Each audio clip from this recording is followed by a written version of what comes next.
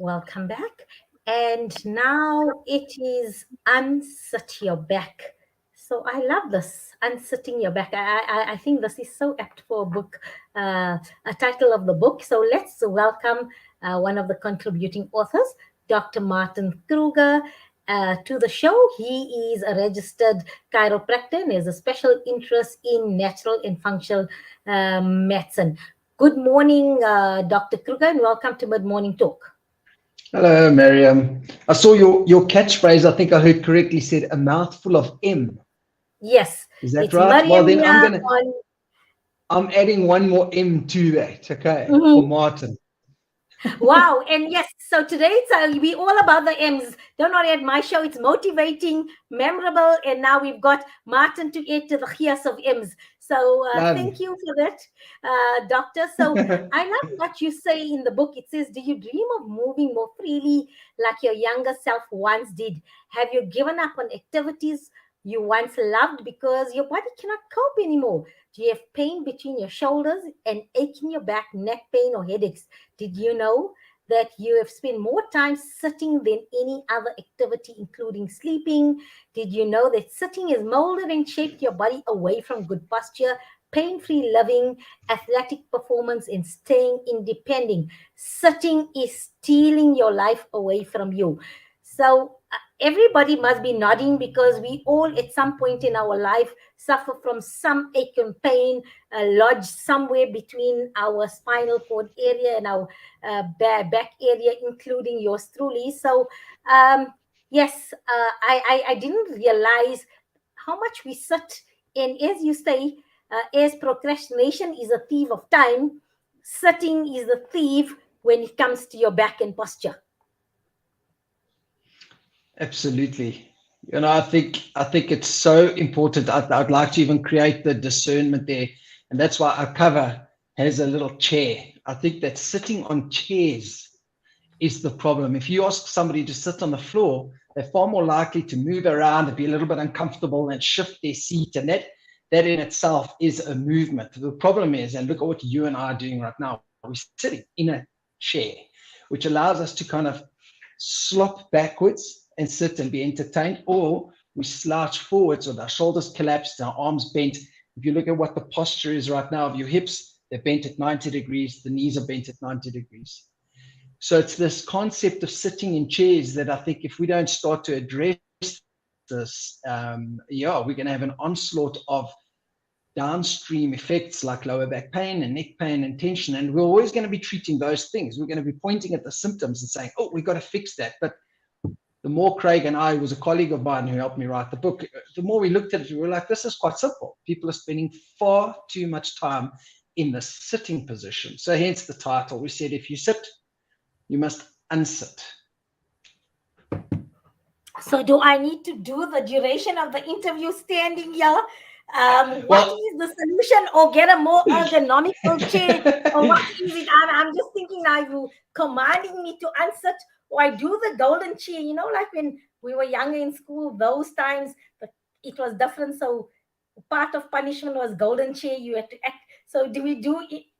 Do we bring that back to the fore? So, yeah, what do we do?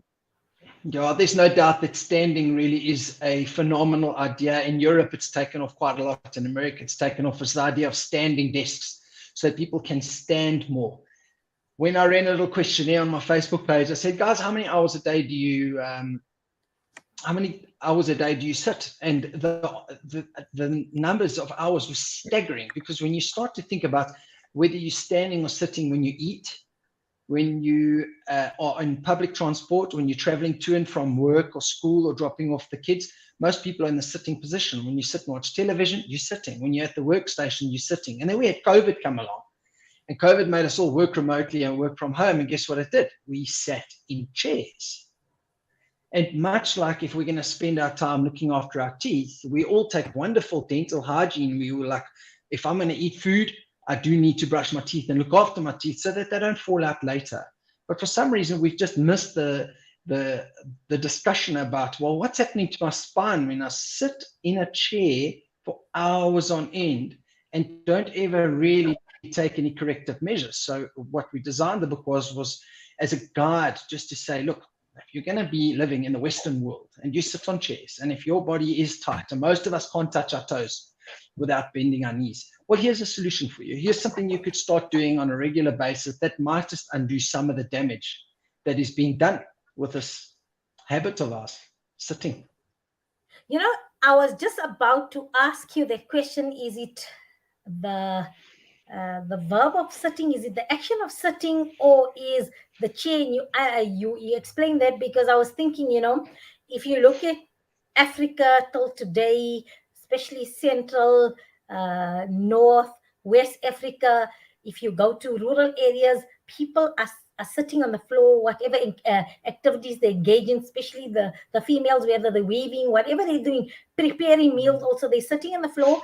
And I look at Asia, South Asia, even if you see documentaries of those boat houses and that, you'll always see inhabitants sitting on the floor. And also, I don't know if you're aware of this, but Islamically, it's the prophetic tradition and encourage that when you partake on your meals, it is better to sit on the floor to eat than a table and chair. So we, as followers of Islam, we are actually encouraged to sit and eat on the floor and not a table and chair. As well as when we go to lectures, even in the mosque, if there's talks and everything, there's no chairs unless you require it for your weak knees or your back problems. But by far and large, in our gatherings, when we're having things, it's sitting on the floor. So as you say, and I've said many a time through many lectures, sitting on the floor, and you're correct, because once you're uncomfortable, it sends signals there to your brain, and then you're moving and you're juggling, and then you self-correcting yourself. So is it a good practice then to start even working with our laptops and that, so we can take our Google Teams meetings and things like that, sitting on the floor? Is that a good, and then make this socially acceptable? I think there's a bit of a catch there, because if we stare at laptop screens and we put them on the floor, well, unfortunately, the laptop is going to be down there, and now we're creating a problem in the neck. And I cannot stress enough how many clients I've seen who've needed regular care, and once we correct their laptop situation, all of their aches and pains disappear.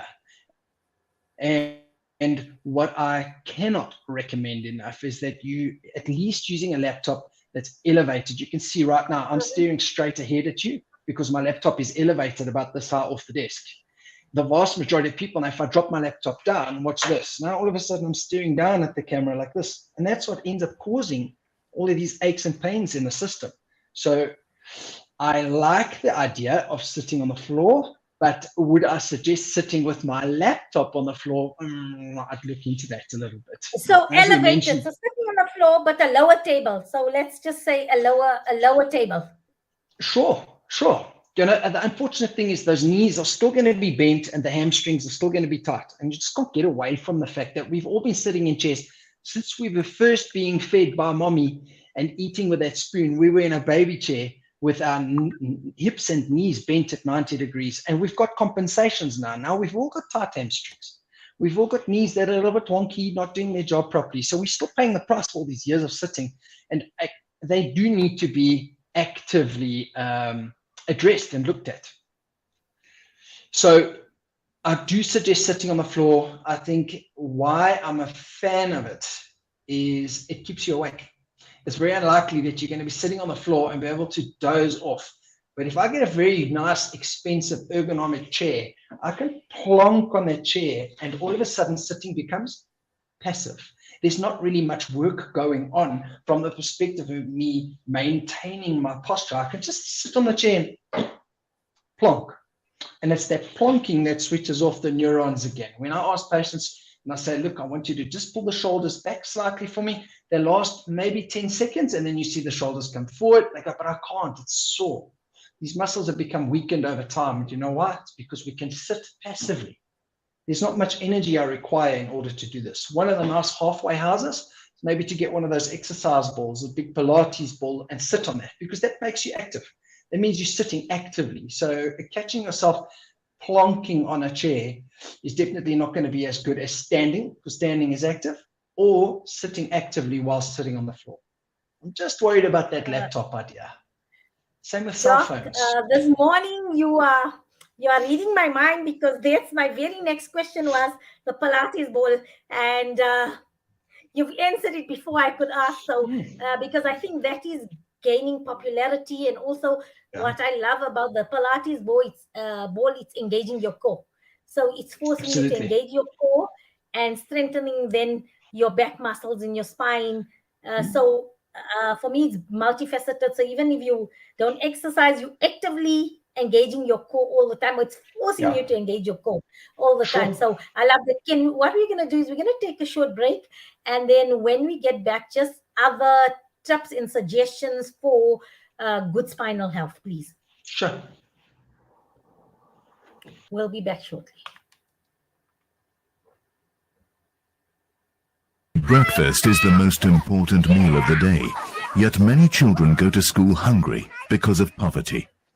Penny Appeal's Breakfast Club aim to get a warm, hearty meal to underprivileged children so they can spend the day prospering in their schoolwork. Help feed a needy learner by visiting our website on www.pennyappeal.org.za or call 031 1100 573 to find out how you can donate. Penny Appeal. Small change, big difference. Nasiri Products, don't forget this name. Nasiri Products is your one-stop health shop. Fresh dates directly from Medina Al Munawwara, available for Ramadan and all year long. We're also stockists of nuts, honey, figs, pure olive oil, oats mixed with dates and nuts, and other varieties of healthy food products in store. Contact us on 011 075 5770 or WhatsApp us on 073 565 9355. Visit our website at www.nasiriproduct.co.za. We are located in Fordsburg, 1792 Albertina Sisulu Road, opposite Shan Spices. Nasiri Products. Little bare feet on the icy wet ground, a shiver at his lips, mud on his clothes. When he is cold, the hunger is worse, the nights are longer, and the pain is more severe. What if this was your child? The Al Imdad Foundation's Global Winter Appeal allows you to make a difference for refugees, IDPs, and struggling communities in 21 countries globally. Sponsor a winter pack today for just 600 Rand. Donate online at alimdad.com or call 0861 786 243. Shimmer, sparkle, captivate. Nothing less than a masterpiece. Droplets of gold inspires precious design. Platinum bursts with intricate freshness, and every pure diamond becomes more than just a girl's best friend. Voda Gold Gem Jewelers, where timeless dreams become a reality. Come to us. We tailor-make designer gold, platinum, and diamond jewelry. Trade in or remodel your old gold. Clad yourself with classy name-branded watches. We offer insurance valuation and freezer card calculation. Visit us at 534 Ridge Road, Overport, or call 031 208 9142. Voda Gold Gem Jewelers, manufacturers of fine gold and diamond jewelry. Breaking stereotypes, moving boundaries, joining hands. Salam Media.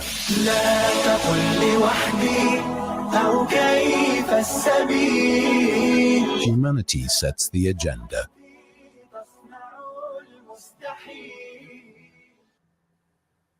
Welcome back. You're tuned into Mid Morning Talk with me, your host, Mariam Mia, and I'm joined by Dr. Martin Krüger, and we are chatting about the unsitting movement or revolution. And Doc, who is a certified chiropractor, is going to provide us with tips and advice in terms of unsitting to correct our posture and eliminate back and neck pain, as well as increase our spinal cord health. Welcome back, Doctor.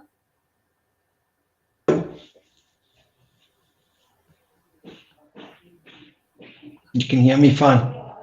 I can hear you perfectly, and I said we here to join the revolution of the unsitting movement, so to speak. So, hashtag unsit your back movement. I don't know what you call, but I just labeled it for you as well. We in the Yeah, hashtag what's that? revolution, so hashtag for this.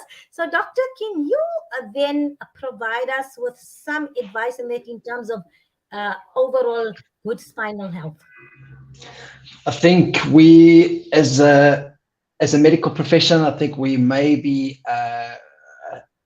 in error trying to compartmentalize the body and think that, for example, the lungs are separate to the heart and the intestines are separate to the brain and the spine is separate to everything. I think looking at the entire organism is really the way forward.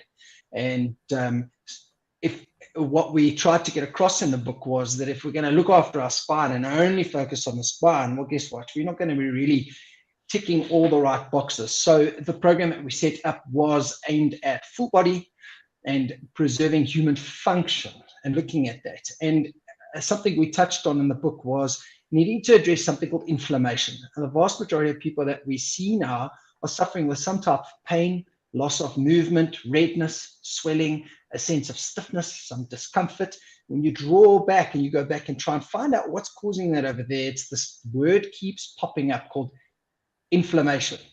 So one of the tips that I want to give the listeners today is that in order to deal with inflammation, the single most effective food we can remove from the diet, which is ubiquitous, it's in the entire food supply right now, is refined sugar. So we might be looking after the spine by removing something called white sugar. And you see how most people don't really get that connection. I'll go, but hold on a sec, why would my food change the way my lower back feels currently? This word that brings those two is something called inflammation.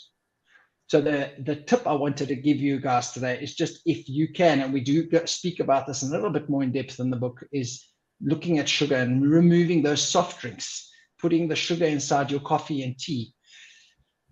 1 teaspoon isn't going to kill you. The thing is, we're having 3 teaspoons a day, 4 teaspoons a day, 5 teaspoons a day. When you start looking at additives like sauces and things that we buy from convenience stores, they've often got sugar in there. And there's this overload, a state of toxicity in the body from too much refined sugar that causes inflammation. And that inflammation might be what's causing some type of your back pain. One of the most wonderful medicines we've got on this planet is fasting, as well as water. As far as I know, most of the people listening over here, and most of the people I interact with, have this beautiful substance coming out of taps. It's dirt cheap. You don't have to go buy it at a pharmacy. You don't need a doctor's prescription. You literally just need to start drinking more water. But like Hippocrates said, if you really want to heal somebody, you're going to have to ask them if they're willing to give up the thing that's making them sick. And I am seeing it more and more in my practice, that people are hopelessly addicted to refined sugar.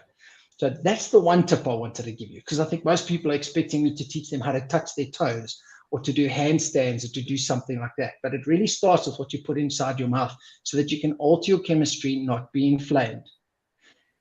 When it came to this book over here, you'll see it's really simple. I mean, it's just a basic teaching people how to start with exercises like that. It's the absolute basics. One of the challenges we had in practice is every time I say to a patient, okay, your treatments are done, your back's feeling good, I want you to go start exercising. What's the first thing somebody does when they exercise? They get a gym membership somewhere and they start running on a treadmill, which is probably the worst exercise you can do on a body that's been compromised by sitting for the last 30, 40, 20, 10, 15 years. You don't want to be running. You want to do the basics. You want to get the unsitting of the body done so that you can then go ahead and do those sports. But like I wanted to touch on again, is all the exercise in the world is not going to undo the strange addiction we have to junk food and to foods that don't really belong in the body. Make sense? Yes, so that adage, we are what we eat, holds true. And yes, I think we all should realize it's about holistic health and not just putting plasters and band-aids wherever, because that's what essentially, when we're going to doctors for any ailments, is it's just those medicines are just plasters. We are not tackling the root cause. And you saying that good nutrition will then hence equate to a good spinal health and good core.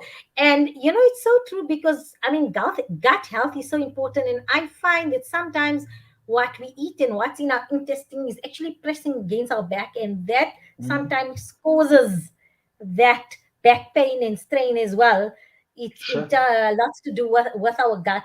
And you mentioned water, and then you mentioned fasting. And as we speaking, I'm just for myself, which Islam is a way of life, and sitting on the floor, and then the fasting, because I'm sure I don't know if you're aware, but we fast for 30 days in the month Yeah. of Ramadan, just to Ramadan. realign your body. I mean, there's other benefits in terms of experiencing hunger, and then, but also once a week, or at least twice a week, it's recommended through our prophetic teachings that we should fast. And I mean, and now there's a health benefit as well to consuming water as well as fasting. So I think people should take that on board, because it's good for your health and you'll get rewarded as well. So the refined sugars, tell me, what would be a good substitute in your understanding, in that? Would honey be? Because I mean, there's plenty xylitols, there's plenty substitutes there, but if you look at something like aspartame,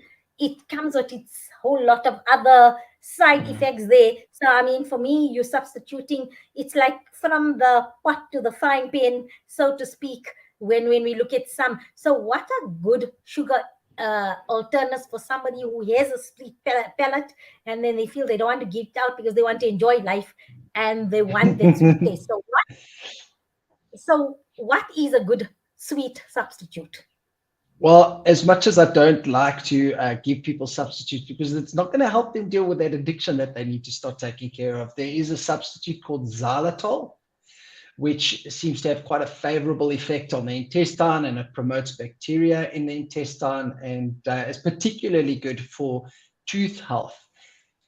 However, I do want to stress that when we start to eat food, something I've witnessed in many people is, before they've even put a teaspoon or a fork of food into their mouth, they've already cranked salt all over the food, and then they put pepper all over the food, and then there's maybe some tomato sauce or whatever. It seems to be this unconscious habit pattern of just saying, well, I'm going to have coffee today, I better put 2 sugars in. And the reason I put 2 sugars in is because I enjoyed it like this 4 years ago. The problem is our body gets used to these tastes. So now 2 sugars becomes 3, or 2 cups of coffee now becomes 3 or 4 cups of coffee.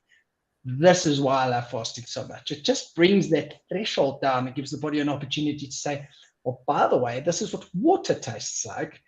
And when you add some sugar to it, you get the kick again. So again, I'm going to keep going on about fasting. But yes, there's a product called xylitol. Xylitol is probably the better one. I'd be a bit cautious with honey. Again, the difference between a medicine and a poison is dosage. Sugar doesn't kill people. A lot of sugar kills people. One insult to the body from a certain thing like honey, it's going to be okay. No problem. The body will handle it. But if we do it persistently and we do it consistently, then it ranges from all of a sudden becoming a foodstuff to now becoming a poison. It can become toxic. So dosage is key. Again, we need to deal with the sense that we're all so addicted to convenient foods, these foods that taste delicious.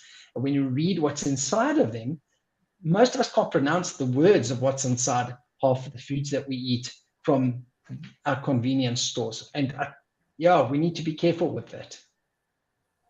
So fresh home cooked meals, know what you're eating. And yes, I always say, you know what, you need to be concerned when it's far removed from the actual product, that you can't see what it is. You must be really, really concerned, because you don't know. I'm looking at something like refined Viennas and Polonies and things like that. Yeah. It's so far removed from that. I mean, if you're eating a lovely piece of chicken breast that is grilled, I mean, you can picture, chicken breast. But when it's refined and you don't know actually, or you can't make up the food source, I mean, then you should be concerned, and alarm bells should be ringing as well. And as well, you looking said, at labels, like if we start learning to just read Go labels, you'll be blown away when you start learning that labeling is important. And you'll look at something and go, wow, I don't even recognize 20 of the chemicals that are inside this mince patty or whatever it is, and kind of sit there and go, well, are all these additives really necessary? Understand that they do have a cumulative effect on the body, and they can eventually at the end of the line be toxic. Very much like you mentioned now, processed meats. There was a study that came out well, a couple of years back that showed that processed meats are now in a category of they do cause cancer. So it used to be kind of unknown, and when we think about it, and it's now an undeniable fact, they've been moved into a category. And much like cigarettes come with them a warning, it took doctors quite a long time to say, it turns out cigarettes cause cancer and cause all sorts of things, and then labeling started. It's now undisputed that processed meats are very much significant contributor towards cancer. So start reading labels, start finding out what it is that you put in your body. When you read a label, it'll always be in the order of the magnitude of that ingredient inside your product. So for example, I bought some tomato and onion mix at a health store. And I looked at the ingredients and I went, tomatoes, onions, sugar, water. I thought, well, this is interesting. The label says tomato and onion mix, and I thought I'm getting myself a wonderful product of tomatoes and onions. The third biggest ingredient in there was sugar.